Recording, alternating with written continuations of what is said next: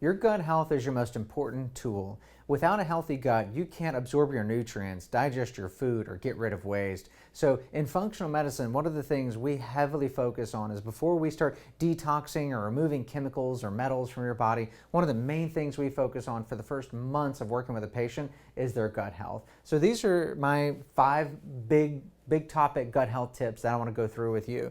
The number one thing you can do to start improving your gut health is you got to remove the inflammatory foods. So grains, dairy, and sugar. Now, when I first started down functional medicine and someone told me to go grain-free, to be honest, I didn't even know what that meant. But grains are things like rice and wheat. So those are the 2 primary things that are going to be in your diet that are grains.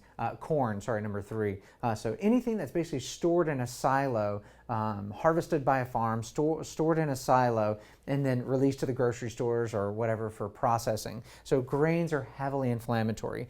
Dairy is another big one. So humans are not meant to consume as much cow milk and cow products that we do, so we remove dairy from the diet. And then of course there's tons and tons of sugar in our diet, which although it's not necessarily an inflammatory food, it's frequently something that creates inflammation by feeding bad organisms in your gut, and that creates inflammation. Grains and dairy are more likely to be directly inflammatory to our immune system because they're hard to break down and they're just inflammatory to many people.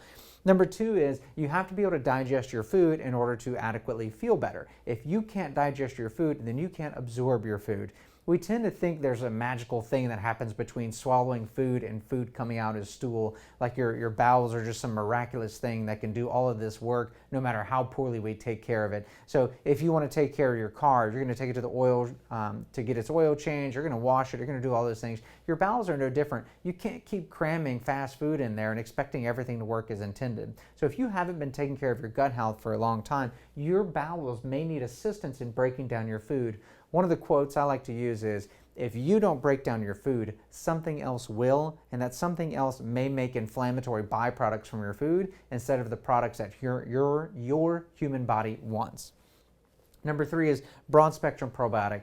Nowadays, probiotics are everywhere and they're marketed to you, you're told to take them. And so one of the big things I want to point out with probiotics is make sure you get a broad spectrum one. How do you know if it's broad spectrum? Flip over the label, look at the ingredients. You should have a lot of bacteria on that label. You want at least 8 bacteria, if not 10 or 12. One of my favorite ones to put in there is something called Saccharomyces boulardii. SAC-B is the short name, but it's called Saccharomyces boulardii. It's a specific probiotic that loves to kill yeast, but otherwise just find a broad spectrum one. My 2 favorite probiotics are Ther-Biotic Complete from Claire Labs and UltraFlora Spectrum from Metagenics. And then third, if I'm allowed to add, then there's ProFlora 4R from Biobotanicals Research. Number 4 on my list is you gotta eat vegetables, guys. If you don't eat enough vegetables, if you don't eat enough fiber, then the bacteria inside your bowels don't have anything to live off of. There's an interesting symbiotic relationship between fiber and bacteria.